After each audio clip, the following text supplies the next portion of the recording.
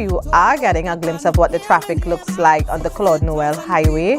A free flow of traffic, and that's the area Wilson Road traffic lights. So traffic is running east to west. The easterly, the traffic heading in the east, you see a bit of a delay, but at the traffic light intersection, you see a free flow going both east and west. So if you are not at work, and you should be, it is after 8 a.m. unless you're a shift worker and you're going in for later, you really should be in the office at this time. So let's see if you can get there and, save some minutes, but you are late this morning already. So, not too bad, but if you look further on your screen, you see the traffic there is at a standstill. But again, once you get that green light, the traffic is flowing.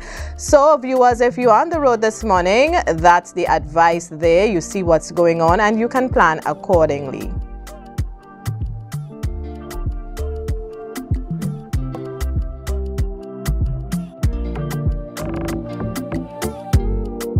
All right, viewers, so it is Friday, the 6th of February. Can you believe it? Yeah, we were just talking about January and we are into February, and again, it's moving fast and furious. I know many of you were out, even our crew. They pulled an all-nighter because many of them are in studio this morning after being at the interdepartment competition last evening, and we heard the winners. So congratulations to all of you who just were brave and bold enough to take the stage and represent your departments. You had your crews backing you, the t-shirts, the colors, everything. It's something that a lot of people look forward to. Of course, there are comments in terms of the quality and content coming out of the show. I know the last 2 years, many persons were taken back in terms of the lyrics and how lewd it may have seemed in some of these songs coming out.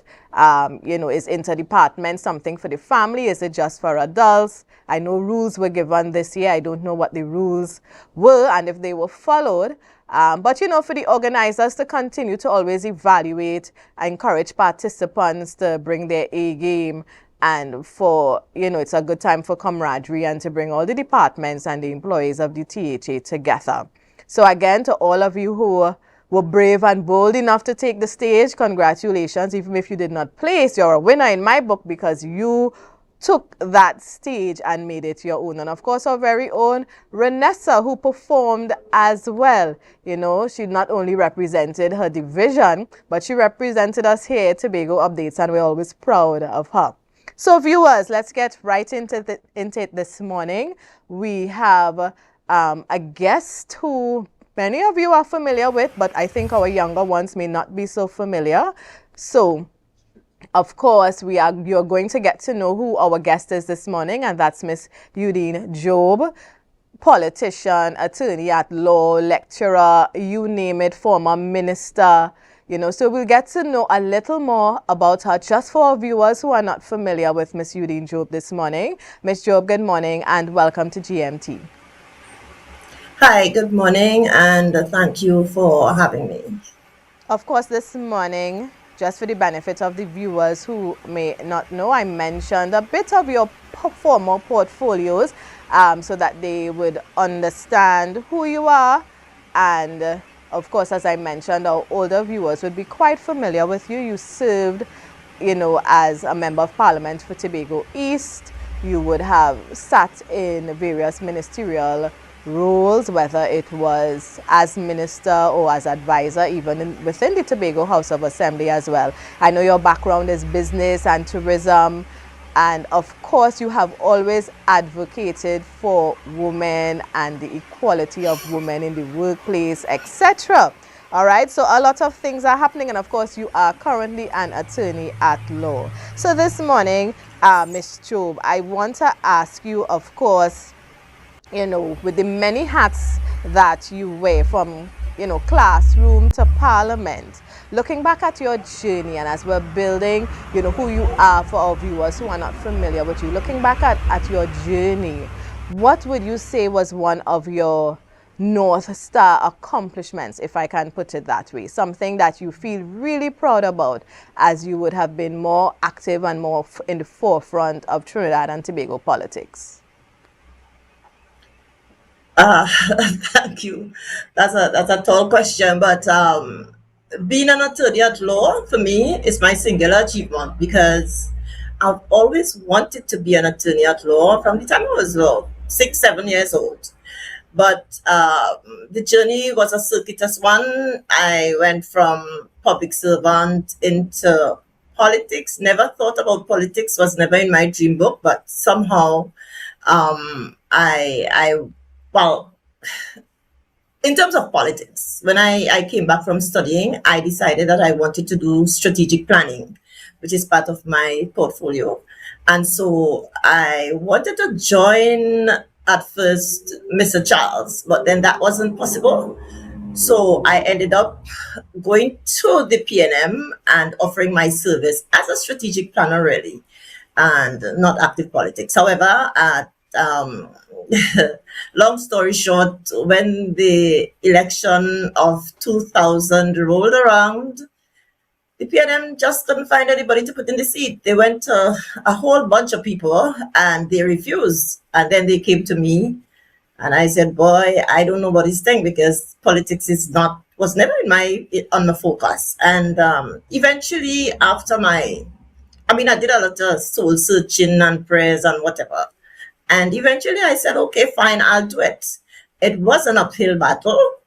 But the people of Tobago East eventually, after the second time, would have given me their mandate to be their representative, and that to me was phenomenal because my normal persona is helping people, and I hope I did well in that regard for the people who elected me to serve. Mm-hmm. Yeah. so Right. Thank you. so Thank you. then from yes. Yeah, you can go ahead if you would like to share more. Oh Lord, no, talking about Right. As myself is I know a lot of people are uncomfortable speaking about themselves, but as shared, we wanted our younger viewers to have a context and, of course, okay. to reintroduce you So to them. all right. So then, during my political career, it spanned all of 6.5 years. I did three elections.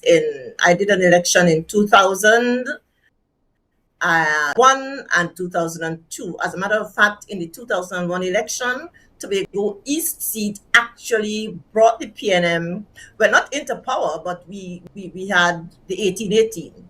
And that seat was Tobago East. Right. Because Tobago East never voted PNM for at least 20 something years. Okay. And then A.N.R. Robinson, rest his soul, he would have talked about streams into rivers and then appointed Mr. Manning. And that is how he got into to office.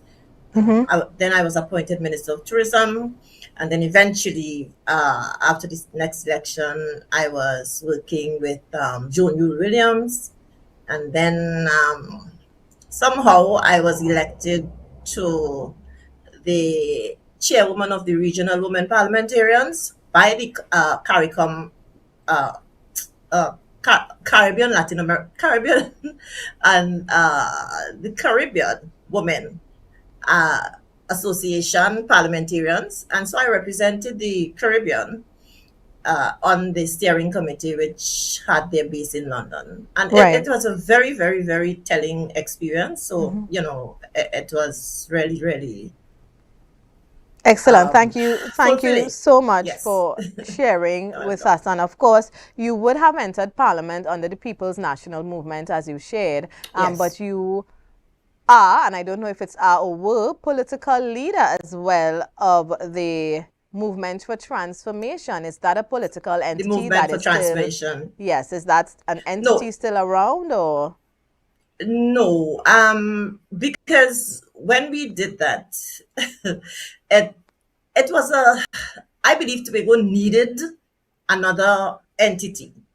However, I don't think the country is ready for a third political force.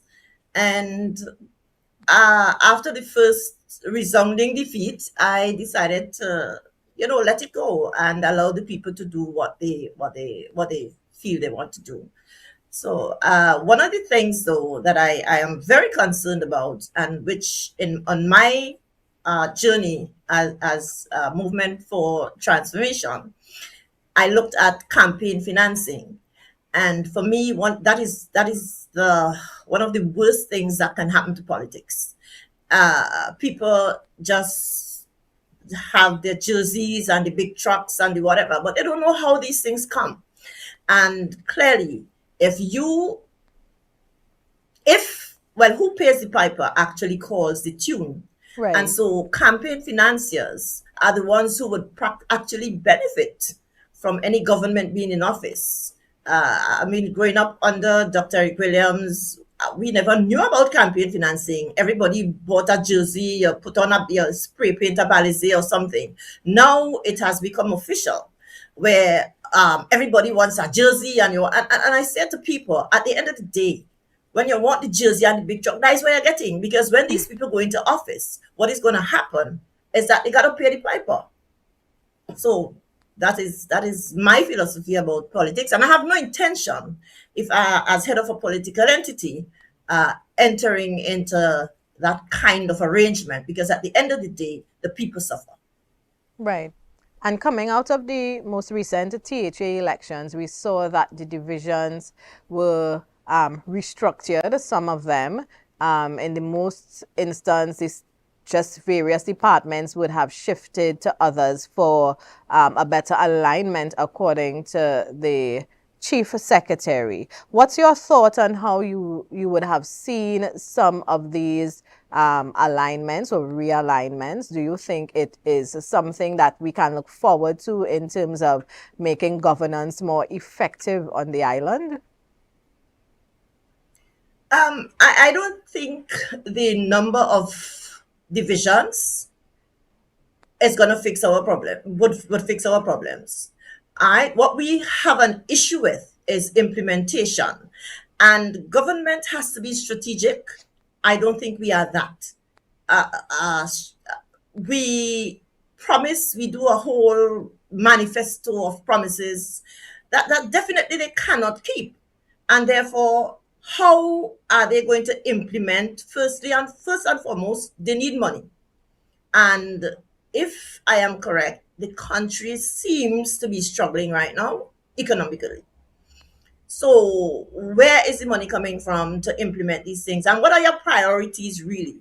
So having large cabinet or a large THA is not going to help us. What we need is would be the implementation of our projects. So in my own estimation, my first thing would, okay, let me take it back to the blue wave. Okay, so the blue wave came, and the blue wave cannot function. Tobago is at a standstill. I haven't been to the grocery, but my friends who went said, when last you went to the grocery, girl, the shelf them empty. I said, well, that is what is happening. So how do we prevent that? How do we prevent, if the umbilical cord of the ship from Trinidad fails us, what happens to us? What happens to us in our hospitals? Because we are still sending people to Trinidad. What happens with our ability to feed ourselves? And so what really are the important issues for Tobago at this point? And our important issues to become self-sufficient. Right. And Do if you think self-sufficient means getting our own vessel, yeah, so and then let's focus on agriculture, let's focus on tourism, let's see what we can do to get these things right. So do you operating. think this is where the conversation of Tobago's autonomy comes in? Because you're talking about Tobago buying its own vessel, taking more control. So do you think this is where the conversation that has always been going around in circles, and a lot of people, even in Trinidad, don't understand what autonomy is and what it would mean for Tobago. So do you think this is where the conversation again has to come in, and it is something that Tobago really needs to be given? To be honest with you, I really don't know what Tobago's autonomy is at this moment, because I am not satisfied with what is being put out there. Yeah. So what does Tobago autonomy mean? We can fix our hospitals. We can hire we can hire experts, we can fix our agriculture, we can do all these things. The money comes from Trinidad, we know. So if we want something like a ferry for Tobago itself, like this barge or the barge or something like the Blue Wave, why can't we just ask the government, look, this thing has to be located here, and we want a good one. We don't want one that's 60 years old and then the next thing it reach here, it can't work. I don't know what happened to the Blue Wave, unfortunately for all of us, because we can't get much of our goods and services. So autonomy for me doesn't even resonate right now.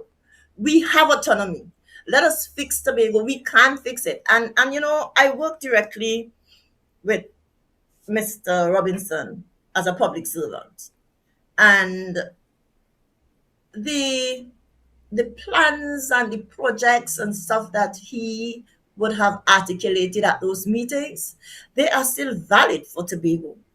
And you know, there was one time they were saying the vessels that bring the materials to Trinidad, why can't they come to Tobago and then go to Trinidad to drop off whatever? I don't know how to fix that, but somebody should be able to tell us, well, how we could get that done. Is it something with the port? We have the large cruise ships coming in here now? What is it? How can we fix this? How can we fix Scarborough? I mean, look at Scarborough. As a visitor, if I you know, if I come to Scarborough on a Sunday, garbage all over the place. Boxes and boxes of fast food all over the place. Yeah? So why don't we tax these fast food outlets? Because they are contributing to waste. That will give the assembly some money, hopefully. Yeah? Why don't we look at our agricultural sector and how we can go into tertiary production? Why can't we do that? We used to do it long time. Tobago used to be the breadbasket at Trinidad. Now we're getting food from St. Vincent. We had to go and line up on the Port of Spain jetty. Why? So the question is, I may not have all the answers now, but the questions are there. And these are the things that we need to look at. I mean, autonomy, that is to me the whipping boy right now. And for me, it doesn't really make any sense at this moment. Because if you have autonomy, you need money. Okay? Where the money coming from? You're trying to get some money from Trinidad, and if you and the government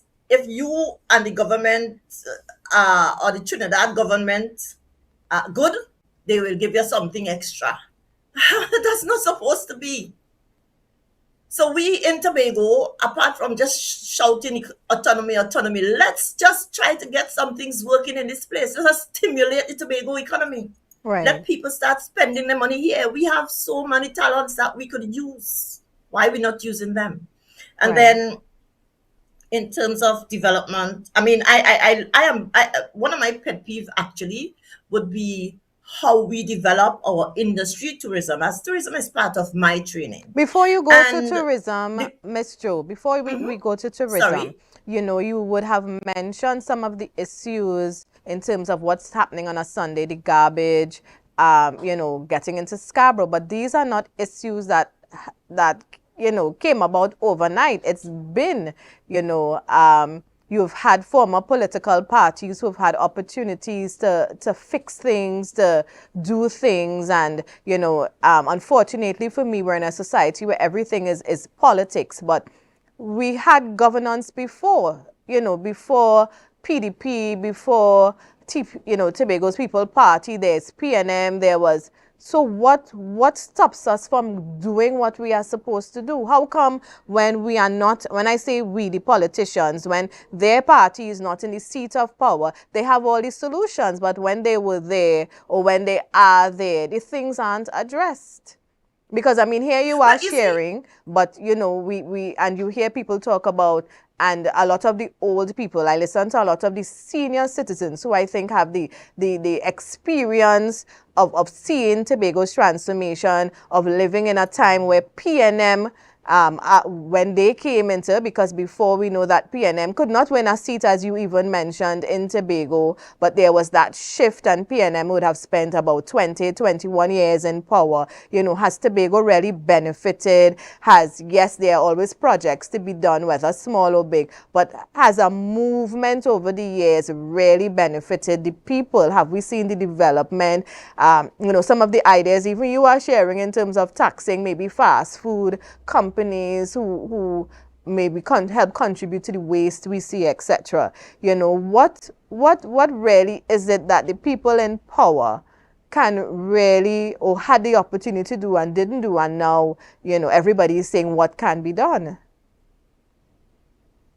And that's a good question. And because I have been in the PNM for a few years, and the reason why I'm out is because they said they couldn't control me. Why do you want to control me? Because I am saying, look, this is what we voted for. This we voted to do things for the people of Tobago. And if, like I said, the campaign financing is a crucial part of governance. Because when they win the election, the first thing is some big projects, some big projects, massive projects. And who gets that? And then our people, we are left here to do like the 10 days and the CPEP and all of that. Whereas we can do better than that. So I am not even talking about the Fali regime. I'm talking about the politics in Tobago in general. Right. And the PNM had an excellent chance to develop this island. They had enough money. They had money from Manning. They had money from Rowley. Look at Scarborough today. I worked with Stanley Baird, and he had a nice idea about the Scarborough development plan and so on. But I'm not sure what is happening right now. From the PNM, the London regime, to the Fali regime, I'm not sure. Well, granted, Fali only had 4 years, but he had 4 years to learn some things, and I'm hoping that in these 4 years that some things will happen. One of the things, again, that I want to see is that public servants need to work. I mean, I have gone to a couple offices, and I'm amazed at the attitude of public servants, some of But them. no government can fix We that. were not like that. No government can fix that. We as Of course you can. individuals and You you know, can. systems in terms of homes, what we teach our children, etc. Because No, but let me disagree it doesn't with you, happen in the because private systems are sector. there. It doesn't happen in the private sector. When you work in the private sector, you do your work, else you go home. Can I share with you? I'd been a public servant before I went anywhere. I started my job in the Please public do. service. Yeah, and it was not like that. We got to work for 8 o'clock, and we worked. And So sometimes what in has those days we had shifted? to- Because you see, and that's what I'm saying, because it's the same policies are there. So it's not Yes. for the lack of policies. It's a shift in people's behavior. Can we blame the government for that? Are we blaming the government for that? You're Are not we blaming the blaming government. You're blaming the heads of departments. I mean, I worked with people like Welford Duke and Joan Wilson and Right. Claude Job. You had to go to work, and you had to work. And there are systems. If you're not working, then we write you up. So is And it then that we dock our your pay. supervisors So everything is there. our supervisors are afraid to do their jobs? What's keeping them back? Because I would have worked, I remember just leaving school and working with Central Regional Health Authority, and if you did not get on time, you saw the red line and the time and the admin's Exactly. signature. So Exactly. anybody come after Yes. that, you were recorded as late, and after a certain time a letter will come, you'll be called into personnel, etc. So is it that supervisors are not doing what they are supposed to do? Well, I don't know what is happening there now, because I'm not in there. So the supervisors need to tell us Right. why is it like that. And we had customer service training. I mean, at T.H.A, I remember, as head of academic services, we offered customer service training free of charge, and people didn't take it up because it was going to interfere with the work, and we can't send them because young people. I am not sure, but maybe the whole dynamics with social media and everything has changed. But I don't think, as we learned in primary school, first and foremost in initial stages, manners make it man, and you Yeah. treat people with respect and courtesy. And I don't Mm-hmm. think that that is something that we could compromise on at all, at all, at all. Right. And Ms. Job, I just want us to pause for a cause here because we must take a break. Viewers, when we return, we continue talking to Ms. Job. And I want us to, when we return, we just head back looking at the divisions and, the realignment of some of the various departments who were shifted into other THA departments. So viewers, we'll be right back.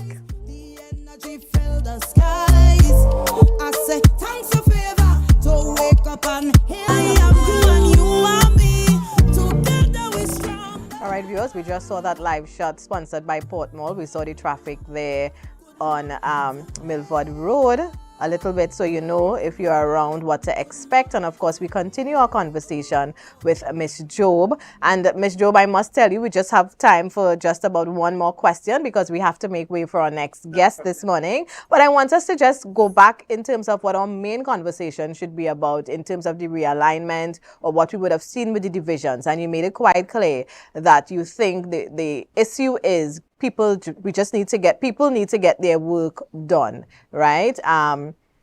And maybe it doesn't matter what you may want to call the divisions. But I want to ask, with the realignment, you would have seen, ComDev would now have other departments that may have been withheld. So you see a breaking up of some of the divisions that were very large. And coming from where you sit, a public servant, being into politics as well, do you think that this realignment in terms of now putting departments that may not have fit where they were will now allow people to get their jobs done? Could that have been a hindrance? To some point, I to have some a different extent. philosophy with that. Sure. All right. Look, I have a different philosophy because, see, we have to look at the roles of people. What is the role of the secretary? The secretary does not implement anything.